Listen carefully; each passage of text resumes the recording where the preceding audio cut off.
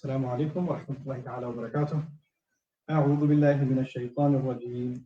ذلك ليعلم أني لم أخنه بالغيب وأن الله لا يهدي كيد الخائنين. وما أبرئ نفسي إن النفس لأمارة بالسوء إلا ما رحم ربي إن ربي غفور رحيم. رب اشرح لي صدري ويسر لي أمري واحلل عقدة من لساني يفقهوا قولي. الحمد لله والصلاة والسلام على رسول الله وعلى آله وصحبه أجمعين. أما بعد, once again, everyone, assalamu alaikum wa rahmatullahi wa barakatuh. So today I'm going to try to speak to you once again about ayahs number 52 and 53 of Surah Yusuf. As you can tell from the title, I've named it his words or her words or his. That's because the majority of mufassirun actually sided with the opinion that these words that are being quoted in 52 and 53 are the words of Yusuf alayhi salam. And there's a minority view also that it's the words of the wife of the minister. She's the one who's speaking. So what I'm going to try to do, even though I did talk about 52 last time, what I'm going to do first is I'm going to side with the opinion that this is the words of Yusuf alayhi salam and explain that point of view. Why are scholars looking at it that way? And what are they extracting from that if these are his words? Then we're going to go back and look at those same words from the point of view of, okay, these are the words of the wife of the minister, and explain it from that point of view. The thing is, arguably, both of them, it can be looked at both ways. There are compelling reasons to look at it both ways. I personally am more inclined towards the position that this is the wife of the minister speaking. But because there's so much scholarship and so many that have sided with the former opinion, I don't just want to dismiss it. I wanted to hear it out and really understand it, as if putting my own bias aside and saying, okay, I'm not convinced of that position as much. Let's put that opinion, my own personal bias or opinion aside. Let's understand what is being said about that position and what is being learned from that position, and then move on to the other position. So, at the end of it, Sheikh Suhaib and I kind of walked away from the conversation today saying that perhaps Allah wanted this kind of a dichotomy, meaning you should be able to look at it both ways. And perhaps Allah is teaching us two things at the same time. Sometimes, I know it's kind of silly, but sometimes you have in movies, you have one character in one scene and another character in another scene saying exactly the same words, and they kind of have a gotcha moment where they're saying exactly the same words in different situations, and they mean two different things by it, but the words are shared, right? They're saying exactly the same words, but they both mean it from different intentions, and they're trying to communicate something else from it, right? And that's kind of like the jigs kind of thing that kids play with, is the kind of thing that may be going on here in these two ayat. So the first thing I'm going to do is actually take the opinion that it is the words of Yusuf alayhi salam, translate this for you guys, and kind of explain what that could mean for us, what we can learn from it. Then go back and look at it again as the words of Zulayha. Again, these are ayahs 52 and 53, where there is a debate. Nothing else has a debate. This is where there's a debate. So again, now I'm going to look at it as, the truth has come out. She confessed that she tried to seduce him, and he's the one that's telling the truth. The next words are words of Yusuf in round one, as we go through, okay? ذَلِكَ لِيَعْلَمَ أَنِّي لَمْ أَخُنْهُ بِالْغَيْبِ. So let me set the scene for you. That means there's been a quick jump in the storytelling of the Quran, meaning, the king had called her to the court, right? So she was in front of the king's court and all those other women when she confessed. Okay, now the case is over. It's been proven that Yusuf is innocent. But Yusuf isn't there, alayhi salam. He's still where? In prison. So the cupbearer or the messenger has been sent back to prison to recover Yusuf alayhi salam. And he's still not in the presence of the king. He's just now having his second encounter with the cupbearer who said, hey, king's calling you, right? Or actually third encounter now. First time he interpreted the dream, then he said, come back, and mabalul miswa. Now in this encounter, what's he gonna say? He says, Dalika, that لِيَعْلَمَ أَنِّي لَمْ أَخُنْهُ بِالْغَيْبِ. That is so that he knows that I didn't deceive him and I didn't cheat him while in the unseen. Now that's a little bit of a confusion what's going on here. Let me try to explain this in as easy words as possible, in the most coherent possible interpretation of the varying opinions that are here. First thing is that. What does dhalika here mean? It means from Yusuf alayhi salam's point of view, I asked that this investigation start. I posed that question about what happened, what's the state of those women that cut their hands. I reopened this case for what purpose? So that the king knows, لِيَعْلَمَ, so that the king knows, أَنِّي لَمْ أَخُنْهُ بِالْغَيْبِ, that I did not cheat him in the unseen. The second him is not the king, it's the minister. So let me put this in simple words for you now. With not pronouns, but with nouns, so it's easier to understand. He's telling the cupbearer, he's telling him, I did all of that. I made you go back and ask that question so that the king could know that I did not cheat my master, meaning the minister, Al-Aziz, when he was away. Bil-ghayb in the unseen means when he was not home. That's what he means. If you read it that way, what is Yusuf alayhi salam trying to do? He's trying to clear his name, not with the minister. He's trying to clear his name with the king. And he's trying to tell the king that I'm not the kind of person who would have been disloyal even to my own master, because, and then he says, and that Allah does not guide the scheme of those who cheat. I already know this principle, that's why I would never be one to cheat. Now, why is he saying that to the king? If you read it in this way, then what you're saying, what you're understanding from it, is that Yusuf alayhi salam has already positioned himself, talking about the interpretation of that dream of the king, as if he is the one dictating the policy. He didn't just say, this is what it means. He said, you will be cropping, you will be saving, you better do this, you better do this. He was talking top down. An inmate in prison, talking as if he's in charge of policy. You can tell from the tone that Yusuf alayhi salam took that he understands that what's coming ahead is him being placed in charge of this crisis. That's what's coming ahead. If that is coming ahead, now part of that could be it's revelation from Allah. He already knows that he's going to be in this position. By the way, it's no surprise that a couple of ayat later, as we will see, he actually nominates himself. The king said, "Astakhlishu li nafsi." I want him in my exclusive service. That's what the king says. But that wasn't, and he said to him, "Innaka al-yawma ladayna makinun amin." He says, you, when he brought Yusuf, he said, you are going to be in our company. You have a permanent station here, Makin, and your job is safe now. Nobody can take your job from you now. This is a permanent position. This is not an elected position. This is not up for review. You have this job for life. It's kind of like the Supreme Court judge position, right? It's a nomination for life. The only way to get out of that is if you die, right? So that's the position he's been given. But he says that's not enough. He says, "Ij'alni ala khaza'in al-ardi." Put me in charge of the treasury of the land. So Yusuf alayhi salam, it wasn't enough for him that he got that position. Again, that's tomorrow's discussion. I'm getting ahead to help you understand something behind. He knows, it seems he knows he's about to be put in that position. But in order to have that position, you have to be someone that can be trusted 100%, 1,000,000%. He can't, because he's going to have to make a lot of spontaneous decisions. He's going to have to make executive decisions when the king isn't there. And you know, kings, usually when somebody is in their government who's very popular, who's making big decisions, kings can get insecure. Is he vying for the kingdom? Is he making these moves so he can impress the people? So one day he can take my place? Is that what's happening?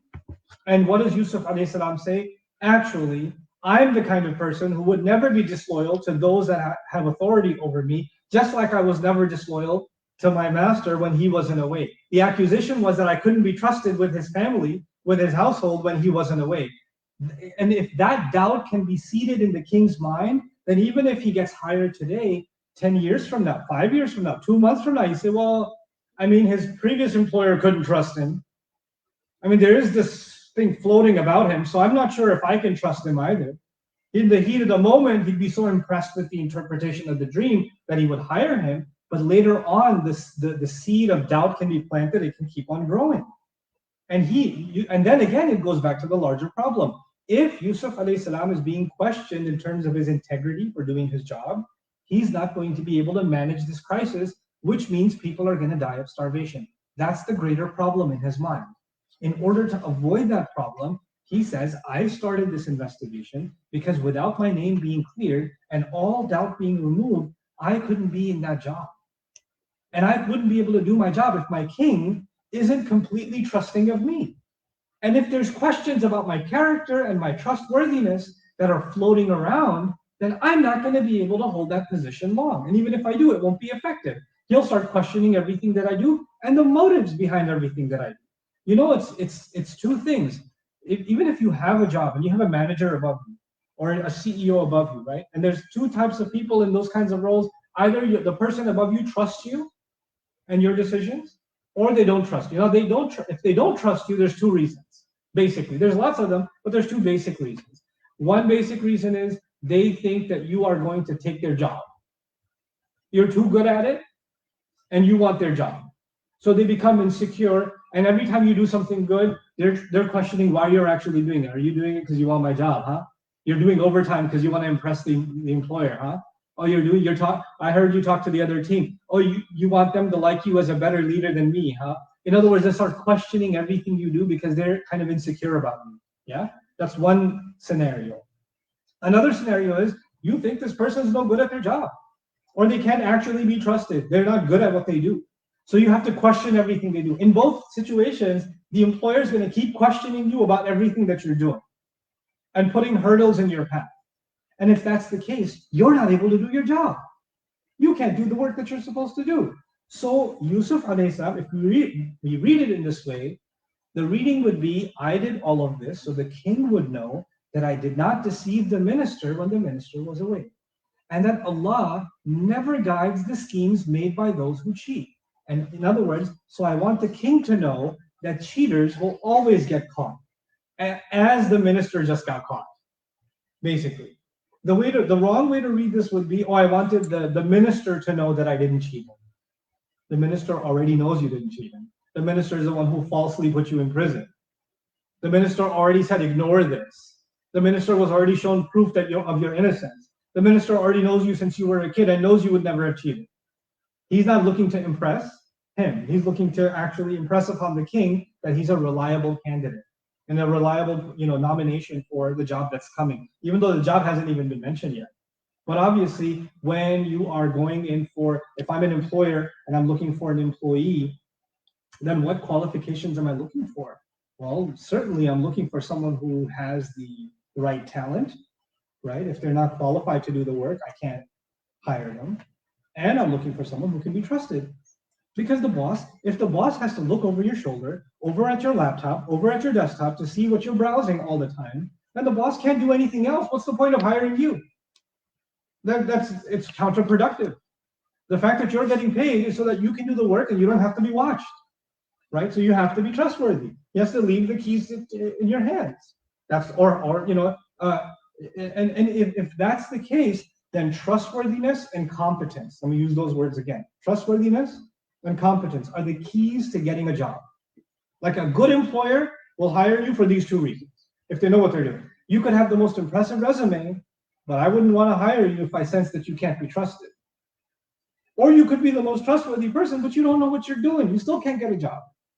Interestingly, I know I'm obsessed with those parallels. With Musa alayhi salam, when he was hired by the old man, what did the girl say to her father? She said, the best hire you can make is someone strong and someone trustworthy. Inna khayra man istajab al-qawiy al-amin. Al-qawiy al-amin. The strong, meaning capable of doing the work, and trustworthy, which is exactly what's happening here. What's the strength of Yusuf? His intelligence. That's his strength. And the fact that he's trustworthy needs to get established. You see? So now, وَأَنَّ اللَّهَ لَا يَهْدِي كَيْدَ الْخَائِنِينَ, that Allah does not guide the scheme of those who cheat, can also be, you can read it here as a dig that's taken on all those who cheated against him, whose schemes are now have already unraveled. So the way I want you to imagine this is, so there's a lot of back and forth. The trial happened, and then the cupbearer has come back to talk to Yusuf alayhi salam, but the cupbearer has come back to Yusuf alayhi salam to recover him, to take him to the king, which is coming a little bit later. We've already seen, bring him to me. There's going to be another bring him to me, okay?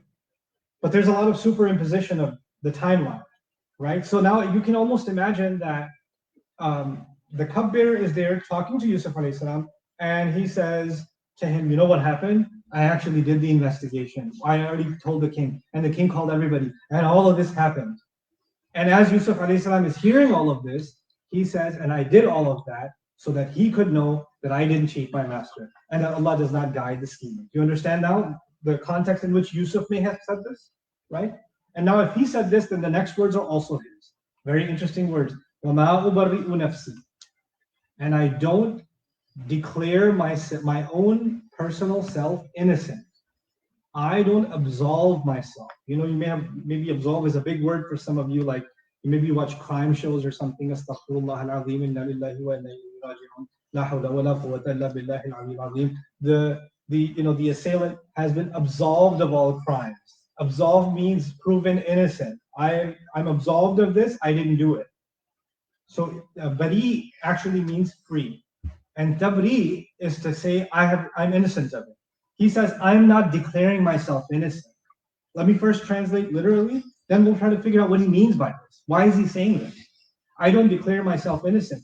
Inna nafsa la ammaratun bisu. The nafs, which I'll translate here as the inner self, or even more accurately, there's a part of yourself inside you that keeps commanding to do evil, that keeps on telling you to do evil over and over and over again. And he says, la ammaratun, which means the self or a part of the self, for sure, absolutely, over and over again, keeps on commanding and advising you to do evil, commanding one to do evil. Illa ma rahima rabbi, except for the occasions or except for the times and circumstances that my master's mercy would come on such a person. Other than the mercy of Allah happening on occasion, the nafs inside is pushing for evil to happen over and over and over again. Certainly my master is forgiving, loving, and caring always. Austin, you need to stop. I'm getting distracted. Okay. And your mom's getting distracted too. So those two things are happening, and now you're famous on the internet for distraction. Okay, thanks. Okay, now since calm, there you go. Unless you want to, you can sit. Okay. Hi, internet. Okay. So وَمَا أُبَرِّئُ نَفْسِي إِنَّ النَّفْسَ لَأَمَّارَةٌ بِالسُّوءِ إِلَّا مَا رَحِمَ رَبِّي إِنَّ رَبِّي غَفُورٌ. Let's understand how not to understand this verse. In the previous ayah, he says, Yusuf alayhi salam says, Allah does not guide those who cheat. And then in the next ayah, he says, but I don't consider myself innocent. I'm not calling myself innocent. And some of the worst interpretations of this historically that have existed is actually some people going on and saying, you know, that means he probably did something bad. And he therefore said, I'm not saying I'm perfect either. I did mess up a little bit here and there. And they're attributing some level of wrongdoing between him and the minister's wife. Some have even actually made up a narration attributed to Jibreel alayhi salam, that when he said this, that I didn't cheat him, and Allah does not guide the scheming of those who cheat, that Jibreel alayhi salam came to him, ma'adallah, came to him, and he said to him, what about the time where you know, and he gets explicit with him. And he says, well, and I'm not saying I'm innocent. And that's when in response to Jibreel, he said, I'm not saying I'm innocent. All of that's made up. It has no basis. What is the right basis of looking at this? If it is attributed to Yusuf alayhi salam, if it's attributed to Yusuf alayhi salam, it's as follows. In a court case, you've got one issue. And in that one issue, someone is innocent and someone is guilty. And now in this one issue, in this one court case, some people have been proven as guilty. Isn't that the case? They've been proven as guilty. Which means Yusuf alayhi salam has been proven what? Innocent. But when you win a case, you are only innocent in that case. That doesn't mean that they're the devil and you're an angel. That you are innocent in all cases and they are guilty in all cases. What happens sometimes in trial or in dispute, if someone is proven right and someone is proven wrong, the one proven wrong is demonized, right? And the one that's proven right is basically turned into an angel, like they're innocent. No, they've got other issues. Just they're innocent of this crime, you understand? And Yusuf alayhi salam wants, the king to understand something. I am still just human. Just because I was innocent, just because I didn't do this, doesn't mean that I don't have to face the same temptations, the same challenges that everybody else has to face. Doesn't mean that my inner self will not tell me to do evil things. The difference is I won't listen to it, I'll fight it. But doesn't mean that I'm some kind of angel that doesn't have inclinations. And by saying that these people have cheated in this case, I'm not saying that I'm the one that's perfect. And this is important because, you see, in public office or in public positions, we are more interested in the image than the actual person. Because for a politician, we want the image of perfection. That's why he needs to go in America, he needs to go to a church and kiss some babies if they're not going to get COVID-19. And he'll kiss some babies and take pictures at the altar and talk about God or talk about family. You could have all kinds of crises going on, all kinds of messed up stuff going on, but he'll talk about morality and justice. He could be one of the most unjust people in his personal life. Talk about freedom and greatness and all of this stuff, right? The clear hypocrisy. Why? Because image is more important than reality. And anything that demonstrates that you're just a person, well, why would people put you on a pedestal then? You need to appear as larger than life. Everything about you needs to be aggrandized and, blown out of proportion and to the point where people almost worship you. And when they worship you and they put you on that pedestal, then basically you can do no wrong. You can do no wrong. We're living in interesting political times where certain people have been placed at such a pedestal, they could do anything now. And in the eyes of those who have decided to worship them, they can do no wrong. They can't. Yusuf alayhi salam understands that when he manages this crisis, what is going to happen? Aren't people going to idolize him? Aren't people going to say the savior of Egypt? Oh, and he's so saintly, and he's so righteous, and he's so good, and look at his character, and stories will be told about him? Isn't he going to be made into this larger-than-life figure? And when he's made into this larger-than-life figure, he needs people to understand this is not a healthy way of thinking about someone. You need to understand that Allah made all of us what first? Human beings. Don't lose sight of that. Just because I'm innocent, just because you may be impressed that I didn't lose my character when I had the opportunity to, and I have the same inclinations that any other young man would have, and I controlled myself, that I didn't lose my faith even when I was in prison, that I carried myself in the best way no matter what, and even when I had the opportunity to get free, I was more interested in my dignity than I was in my physical freedom. Just because these high qualities have been demonstrated, don't start thinking of me as someone who doesn't face temptations. This is a very powerful statement coming from a prophet, of all things, a prophet, alayhi salam. Why? Because it's teaching us how to place expectations. On the one hand, every one of us has to meet the expectations Allah has put on us. But on the other hand, you and I cannot put false expectations on another human being of some level of righteousness, of some level of angelic behavior, of some level of flawlessness, or their nafs. Man, this person, they've memorized the Quran, their recitation is so perfect, subhanAllah, their nafs never bothers them because their Quran, their tajweed is so perfect. That's why, alhamdulillah, these people of Quran, they never get evil thoughts. That's why when they come in the room, Noor has walked in. Do people do this with religious folks? Do people do this with imams and sheikhs and whoever? Somebody taught you a little bit about Islam, mashallah, this person, when I hear them speak, it makes me cry. I'm sure they do, but that doesn't mean they walk on water, bro.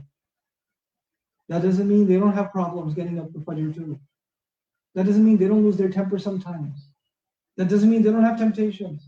That doesn't mean they don't slip. We're all human beings. And there are people whose righteousness and their character and their goodness we look up to.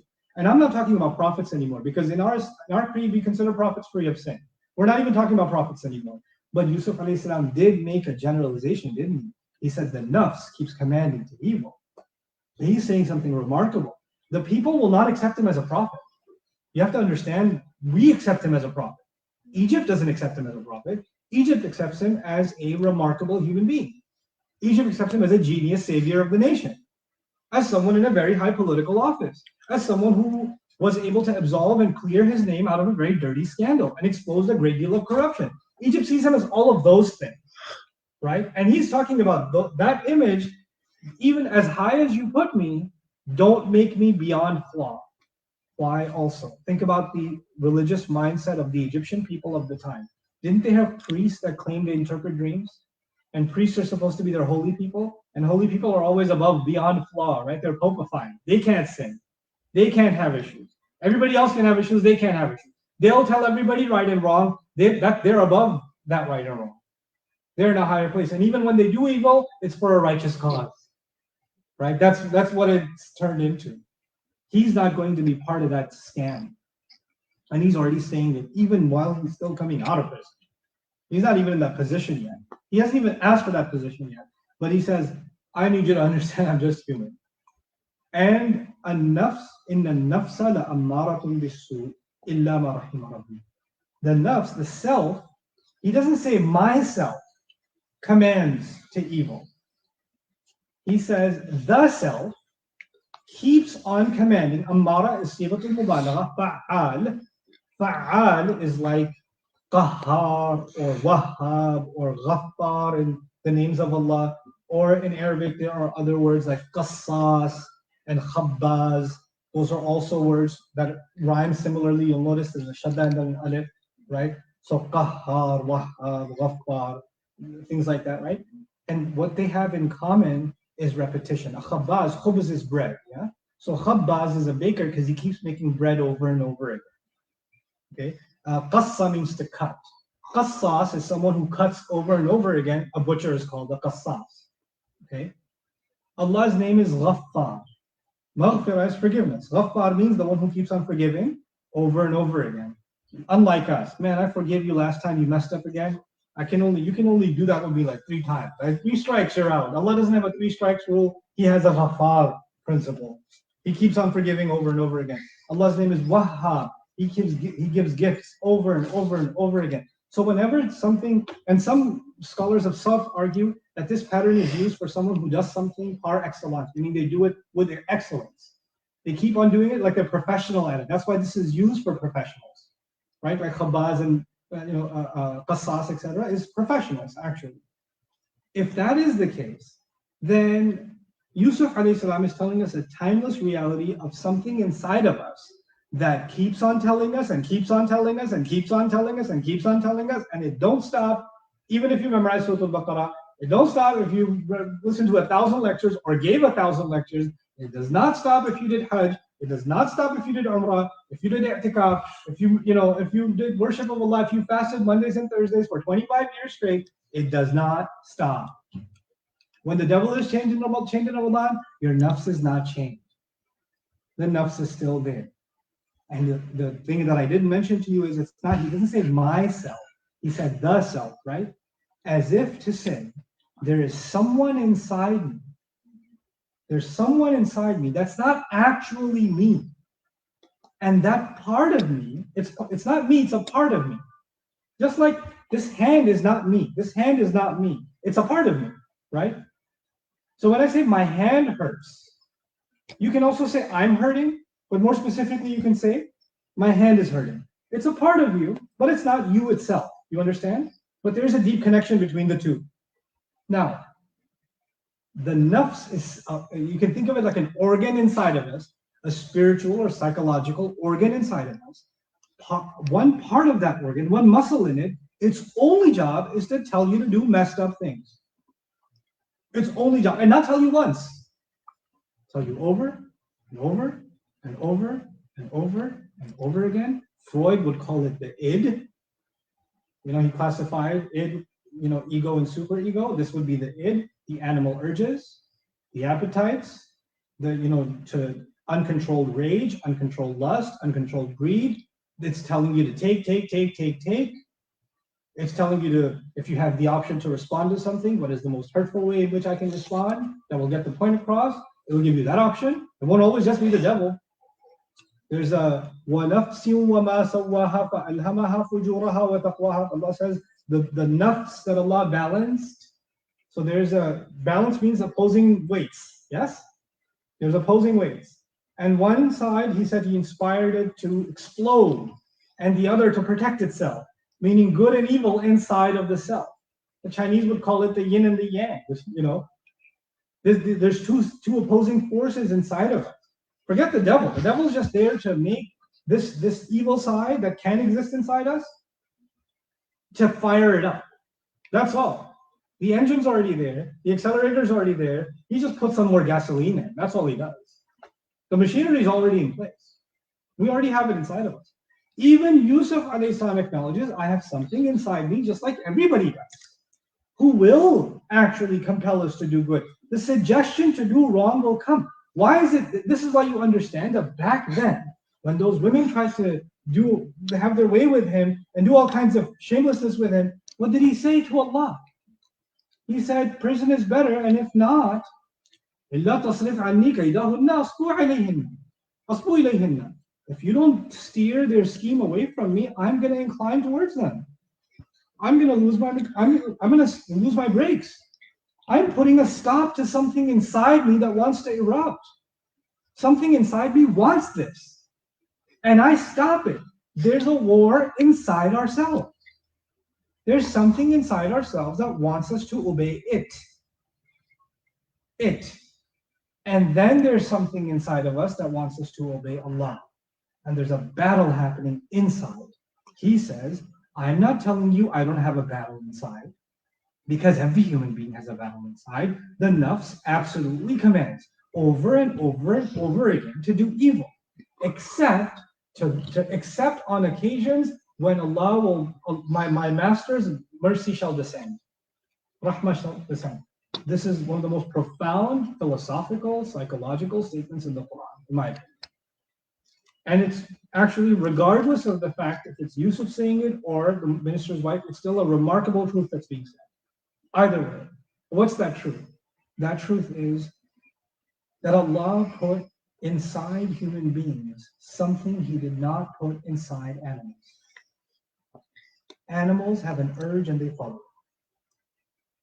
Human beings have an urge and they want to follow it, and the only thing that stops a non-believing human being is they think of worldly consequences.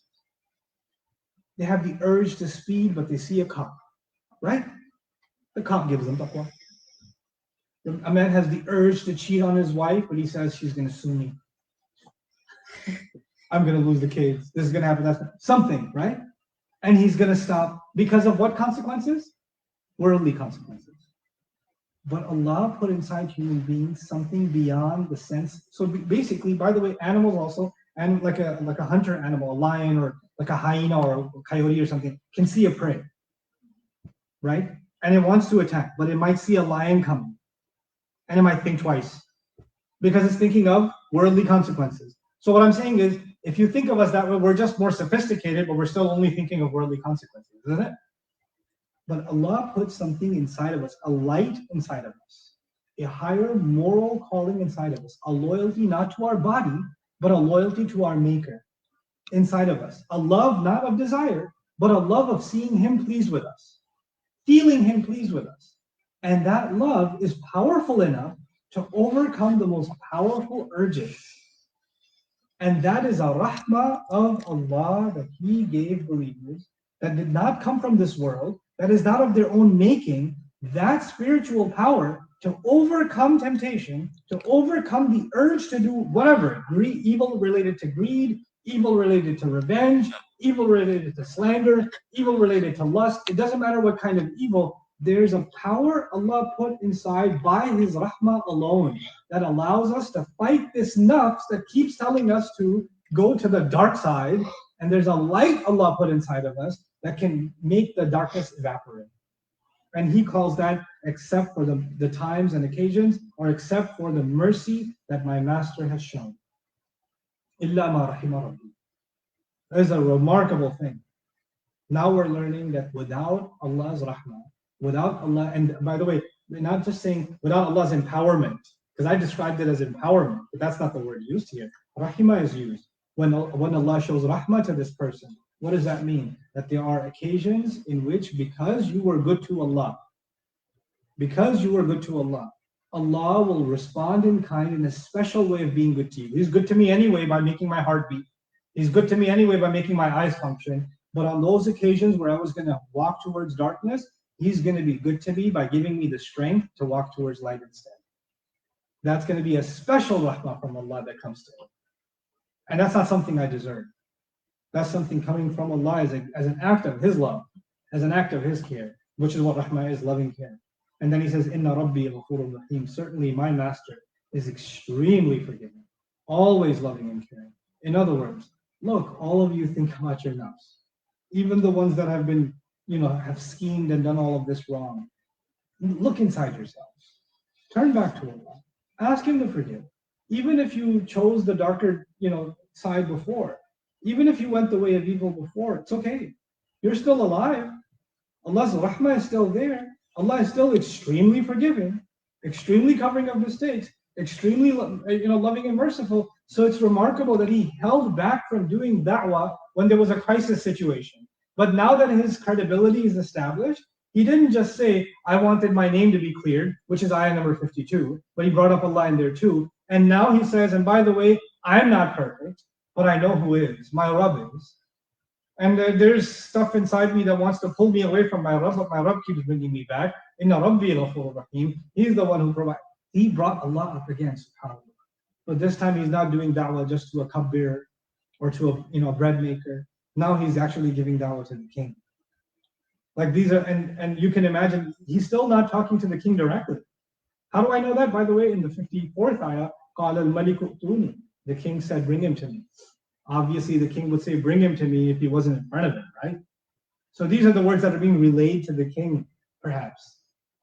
Or at the very least, even if you say that only this conversation is when the cupbearer came back, one way you can play this out is, go tell the king this. But another way is, the cupbearer came, or another time, right? He says, the case has been solved. They confess. You're free to come. The king wants you to come.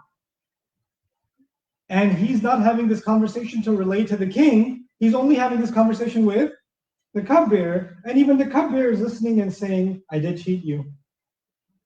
I did cheat you. I could have been more honest with you. And at that time, when he feels guilty, Yusuf alayhi salam has the grand personality to say to him, no, I'm not saying I'm perfect. I'm not saying my nafs doesn't have bad in it. The nafs commands to bad. That's what it does. And Allah has mercy.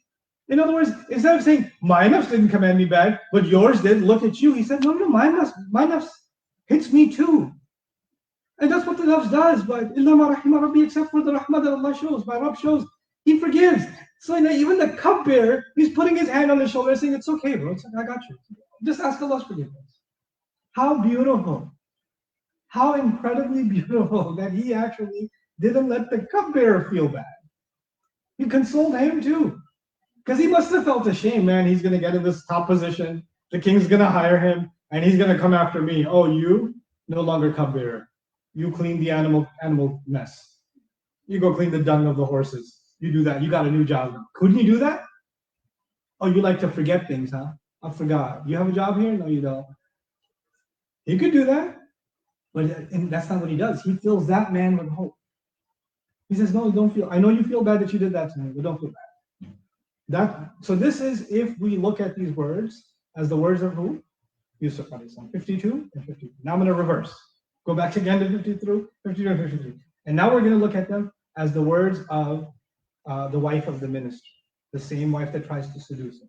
The same wife that schemed against him. The same wife that was so proud to say, if he doesn't do what I tell him to, I'm going to make sure he gets thrown in jail. He's going to get thrown in jail, and I will make sure that he's humiliated. I want him to be humiliated. That same lady finds Allah. She testifies before the king. The truth has come out. It's been exposed. I was the one who tried to seduce him. He's always been the one that's told the truth. He's the kind of person who always tells the truth. He's right. I can't hide behind the cover-up anymore. I did lie. She confessed. This should be enough, right? Confession done. But then, and the reason I'm compelled to look at it this way also, I've decided not to look at it one way or the other. I'm looking at it both ways. Like I said in the beginning, it may be that the same words are coming out of the mouth of Yusuf and out of her, but they are meaning two different lessons. And they converge and they diverge at the same time, which is a remarkable literary feature of these two ayat. Anyway, so now we're looking at these same words from the point of view of her. And I've come forward and testified and I've said all of this. And the reason I said this openly in public now is that I want him to know, and this time the him would be Yusuf, that I did not cheat him in the unseen, which means when he went to jail, I did not continue to lie about him or spread lies about him or tout my innocence. In fact, I stopped disparaging him. All those years, I didn't continue to harm him.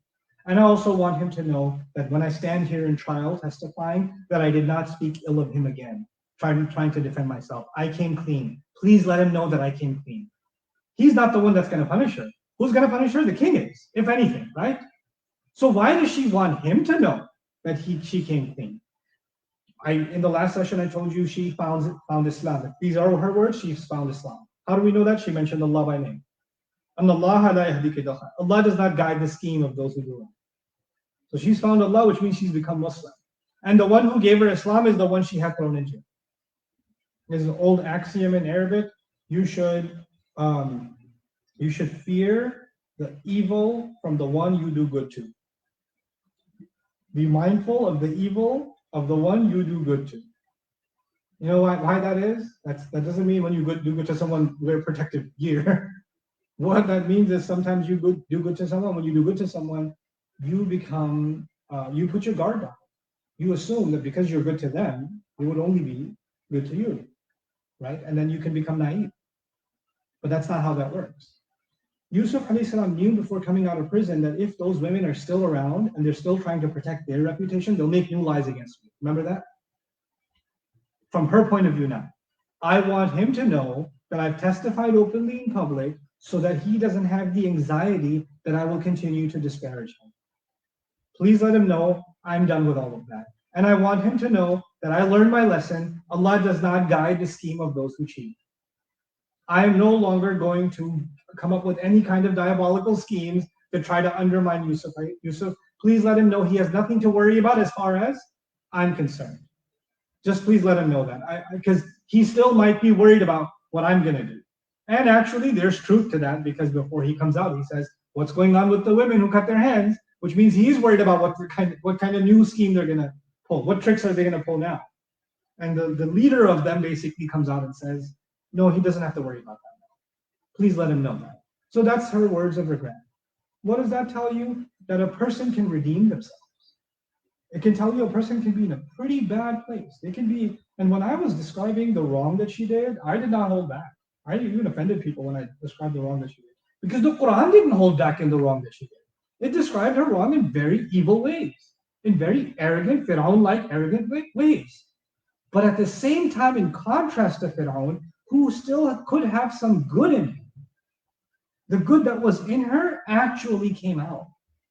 She's actually found Allah. She's actually found her way back. And I explained in the previous lecture why she may not have openly spoken up.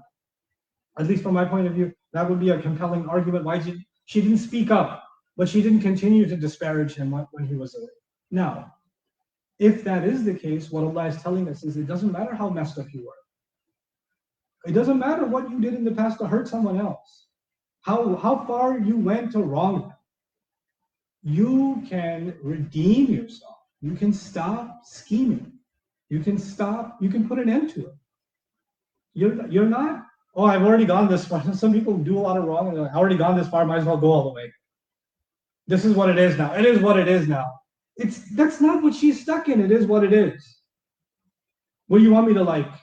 What's going to happen when she admits this? Think about this from her point of view. What is going to happen to her marriage? What's going to happen to her social reputation? What's going to happen about the way people look at her? Because this is not going to be a private conversation. This is happening in front of the king and the entire nation. In fact, we're talking about it. We're talking about it right now. This is not a small thing.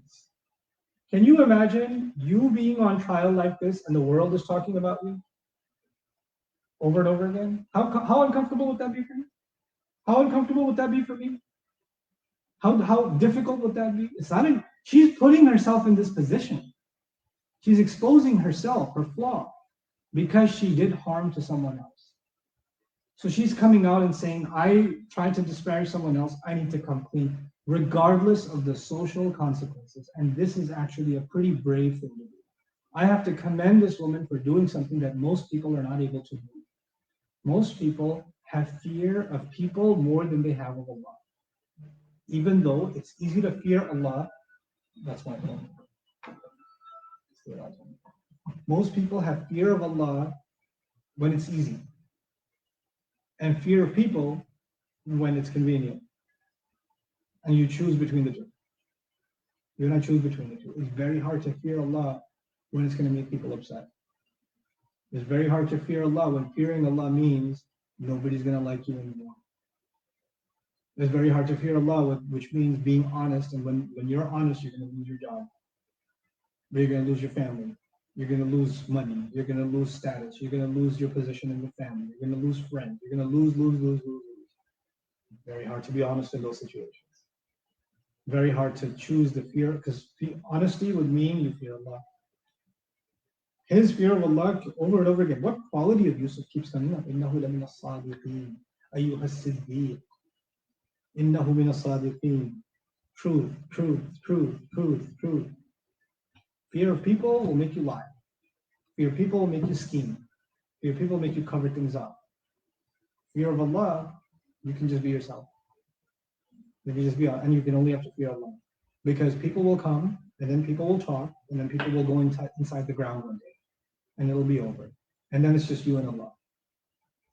That's really all that matters in the end. She understood that finally. She mustered up the courage to understand that, to internalize that, to believe that is something else, to live that is something else. We're reading about it, so we're learning about it. She lived it. She lived that when you cheat someone, you cannot succeed. Allah will not let you succeed. Allah will not guide your scheme into a conclusion that you want to see. And then she goes on to say, and even though I am coming and saying this, I have always been someone who tried to protect my reputation. I have been someone who was more concerned with my image and how people see me, like those women, the way they see me, the way my husband would see me, the way people would see me, even the way Yusuf should see me. I was so concerned with how everybody else should see me and how I should be in this, beyond blemish image. She comes out and says, وَمَا أُبَرِّئُ نَفْسِي, and I no longer want to declare myself innocent. I am not declaring myself innocent. In other words, I'm all done with that fake innocence business. I'm not saying anymore that I'm innocent. Even though she's already admitted the guilt, right? Why is she going on to say, it's kind of repetition now. Why is she saying I'm not declaring myself innocent or not considering myself innocent? She's saying I have let that obsession go. What was her obsession? I want everybody to see me as the victim and everybody else as the perpetrator. I want everybody to see me as the innocent one. I don't need that anymore. I don't do that anymore. I'm done with that. I can tell you, inna an-nafsa la'ammaratun bis-su'. If we're reading this in a general sense, I've already explained how that works when I was describing the Yusuf reading of it, right? So I won't go to that because that's in common between the two. But I'll tell you how this reads from her personal point of view, in addition. From her personal point of view, I'm not saying that I don't have any demons. I'm not saying that I'm innocent. In fact, the self that is inside me keeps on telling me to do wrong and wrong and wrong and wrong. And it's something that I struggled with, and I still struggle with. Except for the times that accept the mercy of my master could also mean except that now Allah has finally shown me or given me His mercy, that I'm able to overcome that. But it was not something easy for me. I had a problem. I struggled with it. And finally, my master showed me mercy. It can also mean that this nafs keeps commanding to evil, except the cases when Allah shows rahmah, like Yusuf. Yusuf also had his nafs, and he also had temptation, but Allah showed him rahmah, and I admire that, and I want that for myself. So at this point, she's basically saying, I admit this, and though on the one hand, it is a crime against Yusuf, it's also been a crime against myself, it's been a crime against my Rabb. And now I turn to my Rabb. And I don't consider myself beyond flaw. I do have a flaw. I do have a problem. So inna an-nafsa la'ammaratun bis-su' illa ma rahima rabbi.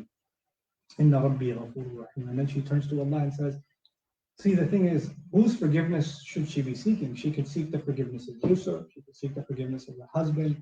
She could seek the forgiveness of the women she compelled into this situation. She could seek the forgiveness of the society that she, undermined. The community that she lied to about her state. There's lots of people she could seek forgiveness of. And I'm sure she did. But the thing is, and here's the hard part, you can ask someone to forgive you, but they're not obligated to forgive you. They're not.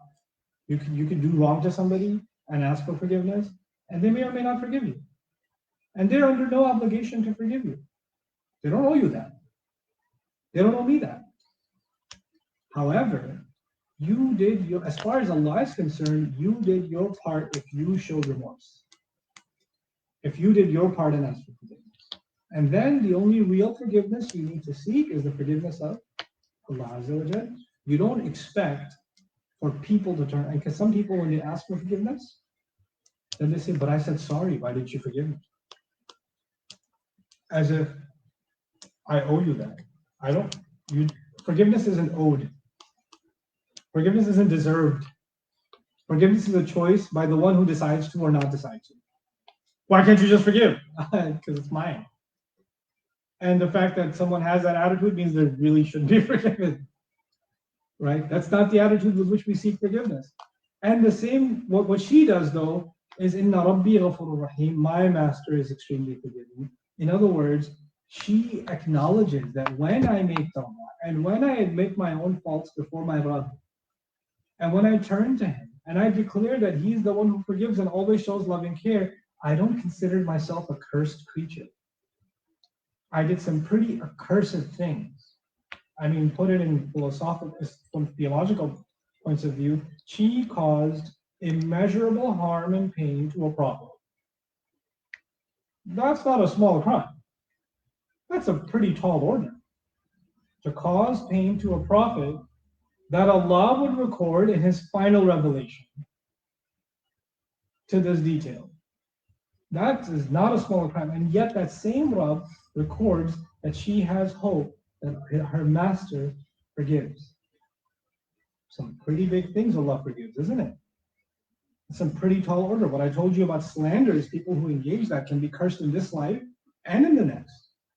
That's what she did, right? Slander?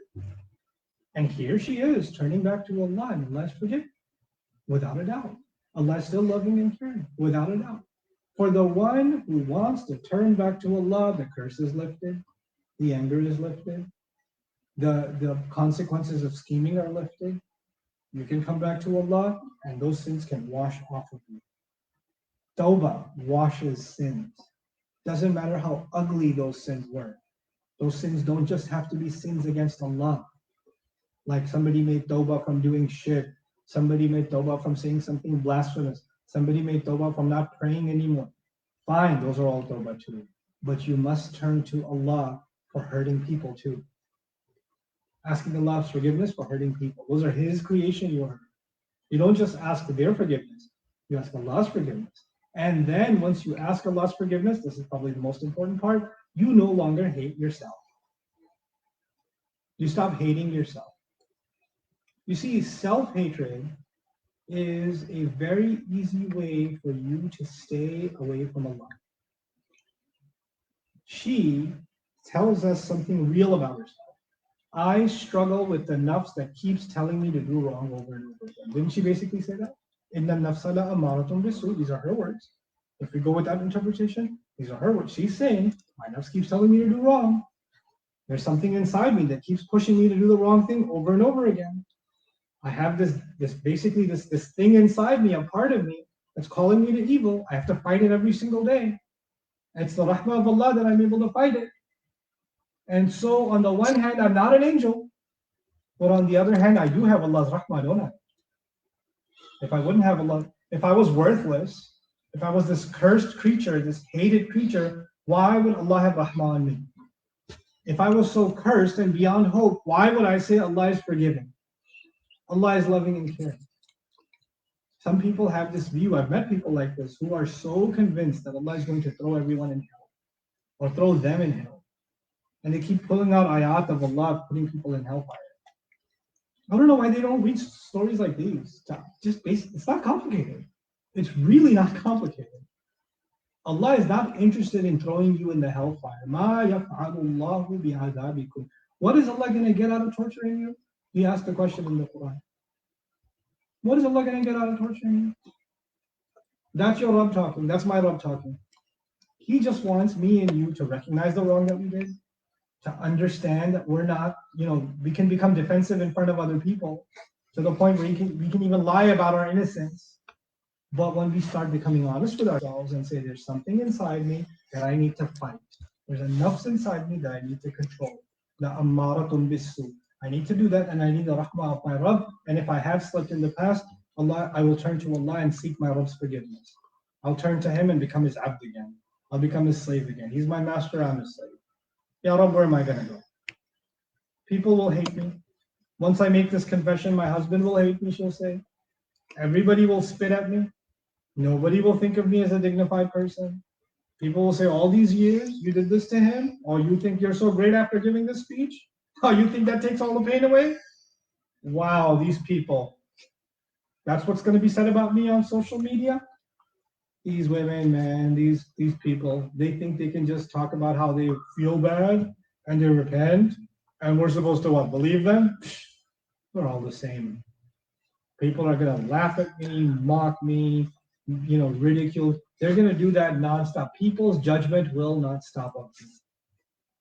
People's evil opinion of me will not go away. But you know what? I'm no longer obsessed with convincing people I'm innocent. I'm not convinced with telling people I'm a good person. That's no longer my concern. Because I know there's a part of me that tells me to be evil. The only thing I'm concerned with is earning the rahmah of my Rabb. That's it. Sometimes Allah will put a believer through a situation where they understand where people stand in your life, where Allah stands in your life. That's what Allah did to this person. She's a believer. Allah put her through a certain experience. And that experience is powerful enough. This experience of redemption is powerful enough for her to learn a very interesting, unique lesson of Tawbah. Tawbah is walking away from sin. But in her case, Tawbah is walking away from what people think of you. Letting that go. Letting your pride go, letting your image go, letting your social status go. Only hold on to what is Allah see. What does Allah see? That's it. And how honest can I be with myself? When the truth came out, this is the words that she used. So we looked at the same ayah from 2 points of view. We looked at these same words coming from Yusuf alayhi salam, and we looked at the same words coming from the wife of the minister. The language case, this is the last thing I'll share with you about this, is that in ayah number 51, we find at the end of ayah 51, أَنَا رَاوَدْتُهُ عَنْ نَفْسِهِ قالت امرأة العزيز الآن حصحص الحق أنا راودته عن نفسي. The wife of the minister said, the truth has now finally come bare. I was the one who tried to seduce him. Who's the word I being used by? Wife of the minister. Explicitly stated. Now follow along. And that is so that he may know that I did not cheat him in the unseen, and that Allah does not guide the scheme of those who cheat, and I don't declare myself innocent. The self commands to evil. I, right? So as a very natural read, what does it read like? She's still the one talking. So she was talking in 51 when she said, I tried to seduce him. She's talking in 52 when she says, I didn't cheat him in the unseen. And she's talking when she says, I don't consider myself innocent, because the word I is a continuous quote, right? And then you find in the next ayah, which we're going to discuss tomorrow, inshallah, and the king said, bring him to me. So you found before, the king spoke, the women spoke, she spoke, I, then the king spoke again. So the reason to think that this is the woman talking is pretty straightforward. It's actually the most natural read of these ayahs. Then why is the majority position leaning towards Yusuf? If it's such a natural read, if one of you guys read this in translation, that's where your mind would go, naturally, because the pronouns haven't changed. The reason they go towards him is because the style of the Quran, part of the style of the Quran is quick transitions. So arguably, even though it's very, this kind of transition is probably the only one of its kind. So the case against it, in my mind, would be that there's no other example of this kind of transition where I was being used for a certain person, by a certain person in one ayah, and the same I is being used by a completely different person in a different scene by someone else. You understand? Because you would think that they're the same person, it's the same scene. But because other cases of iltifat exist, and because this surah has unique literary qualities anyway, so just because we didn't find another example of that somewhere else, doesn't mean that it becomes impossible. That kind of transition becomes impossible. And because scenes are jumped from very, very quickly in rapid succession here, for those reasons, it's not entirely implausible to read this in that way, to read this in a way that, oh, so that happened, that was quickly done. Quickly, Allah took us back to the prison, and Yusuf alayhi salam is now speaking. I had all of that done so that the king would know that I didn't cheat the administration. So you understand? And so that's why it's a slightly more complex reading, but still not implausible. It's not an impossible read of the ayat, and that's why so many have actually preferred that reading also. The conclusion, once again, I share is that you don't have to pick one or the other. I actually see merit to both of them. I see natural reasons to call this the minister's wife's words, and there's pretty compelling arguments for why this could be wisdom coming from Yusuf alayhi salam, which is why reject one or the other? Just like Yusuf, just like Sohaib and I were talking about earlier, I believe there's a duality intended. And that again is a unique literary feature of this surah, that there are many spots where something is said and it carries two meanings. It's going in two different directions, and each direction is giving us a lesson, right? So that's what's happening here too. So again, a very unique, beautiful quality of this remarkable surah. So with that, inshallah, I'll conclude my discussions on 52 and 53. Barakallahu wa lakum fil Qur'an al-Hakim wa nafa'ani wa iyyakum bil ayati wa hakim. Assalamu alaikum wa rahmatullahi wa barakatuh.